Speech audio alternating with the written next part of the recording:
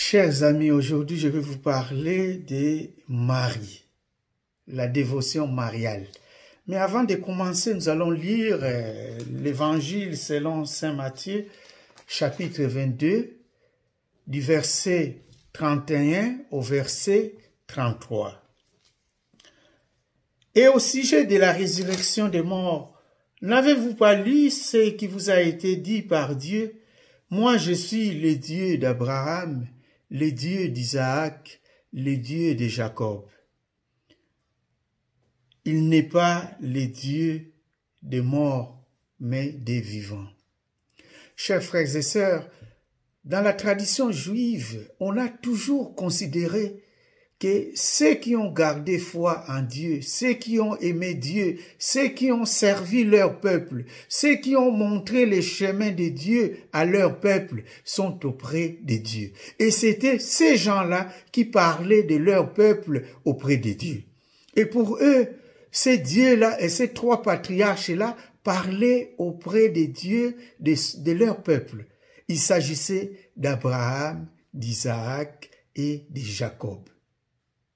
En plus de ça, leurs prophètes, Élie, Jérémie et d'autres prophètes encore, ils croyaient que ces prophètes-là étaient auprès de Dieu et ils parlaient au nom de leur peuple auprès de Dieu.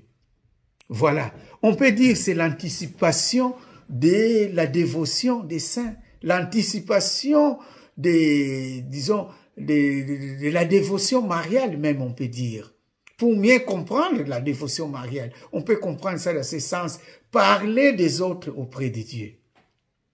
Alors Jésus n'était pas encore né.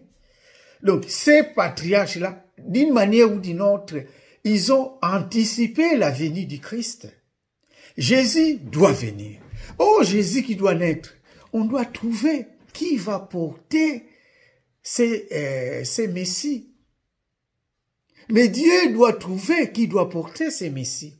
Dieu a choisi une créature, mais pas n'importe quelle créature. Dieu a choisi une créature spéciale, la fille de Joachim et Anne, qui s'appelle Marie, Myriam. Et Dieu a préparé cette fille pour accepter sa volonté, fiat.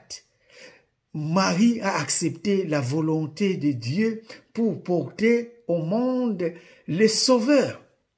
Marie a obéi là où l'ancienne Ève avait désobéi. La désobéissance de l'ancienne Ève nous a apporté la mort. L'obéissance de la nouvelle Ève nous a apporté la vie. C'est Marie. Mais dans les évangiles, on parle de Marie. On parle de Marie qui a accepté la volonté de Dieu, Marie qui a mis au monde son premier fils, Jésus. Et aux noces de Cana, on voit même Marie qui intervient pour que son fils puisse faire son premier miracle. C'est grâce à Marie qu'il y a eu le premier miracle, le changement de l'eau en vin. C'est Marie.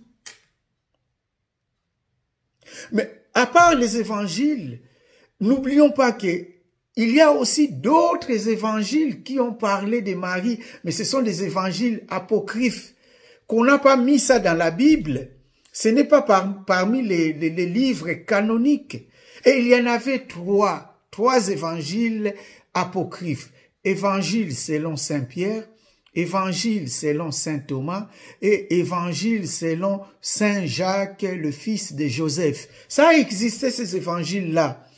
Et dans ces évangiles apocryphes, là au moins on parlait de Marie. Mais peu importe.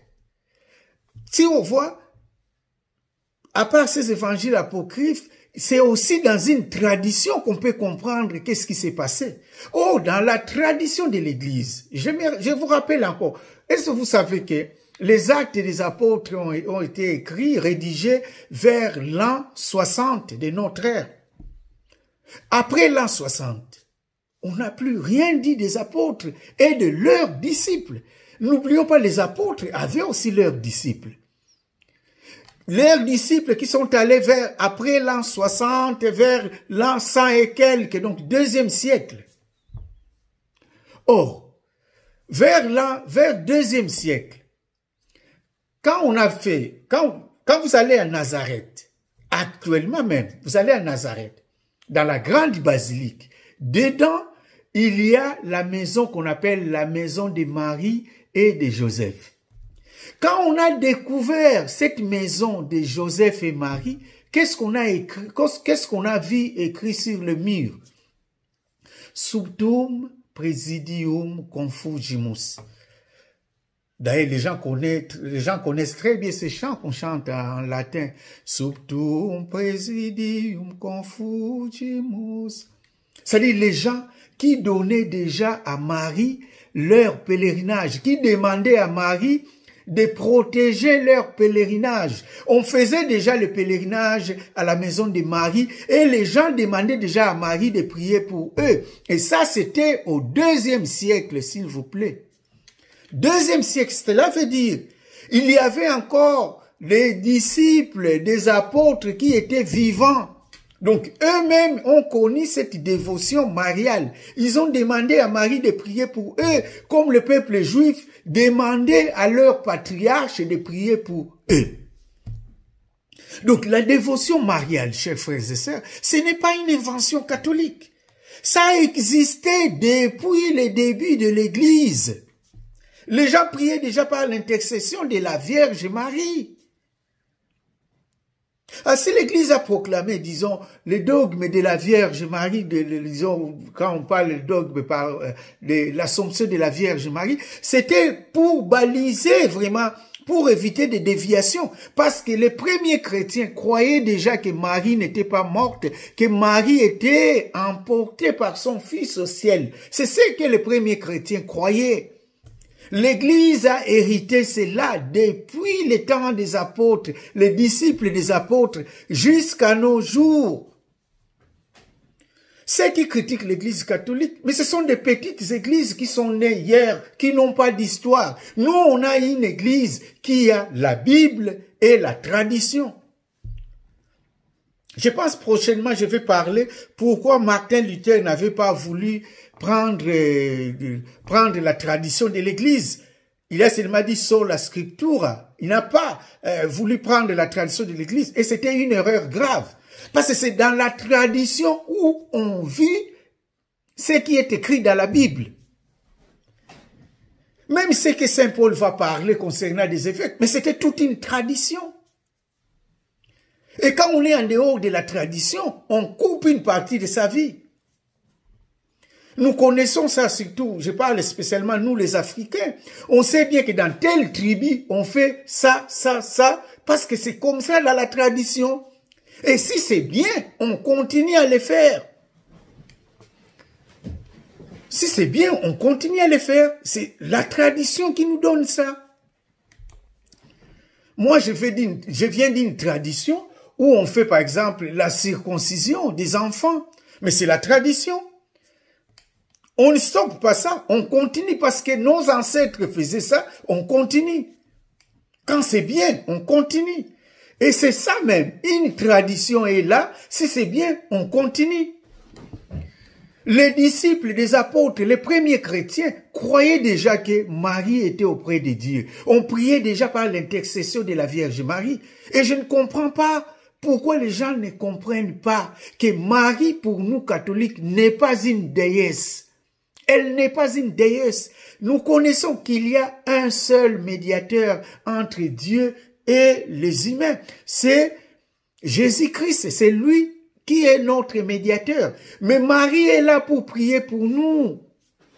C'est pour cela, si vous voyez dans tous les livres catholiques, jamais vous allez lire quelque part, on dit « Marie, prends pitié de nous ». Non.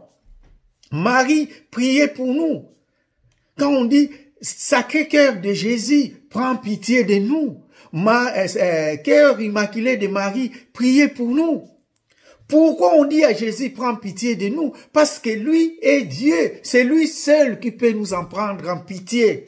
Marie peut que prier pour nous.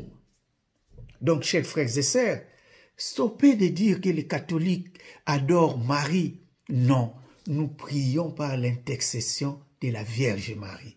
Sainte Vierge Marie, priez pour nous.